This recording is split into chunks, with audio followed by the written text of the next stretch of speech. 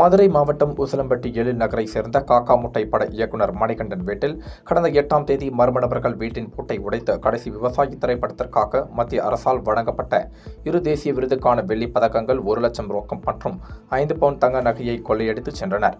பிரபல இயக்குனர் வீட்டில் கொள்ளையடிக்கப்பட்ட சம்பவம் பெரும் பரபரப்பை ஏற்படுத்திய நிலையில் இதுகுறித்த புகாரின் பேரில் உசிலம்பட்டி நகர் காவல் நிலைய போலீசார் வழக்கு பதிவு செய்து தொடர் விசாரணை நடத்தி வந்தனர்.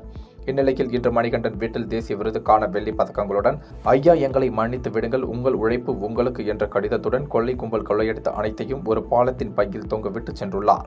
தகவல் அறிந்து விரைந்து வந்த போலீசார் தேசிய விருதுக்கான பதக்கங்களை கைப்பற்றி தொடர் விசாரணை மேற்கொண்டு வருகின்றனர்.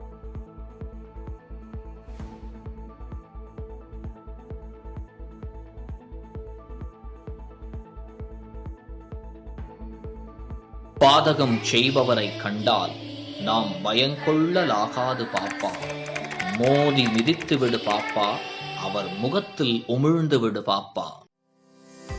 அண்மை செய்திகளை உடனுக்குடன் தெரிந்து கொள்ள இணைந்திருங்கள் இயம்நாடு தொலைக்காட்சியுடன்.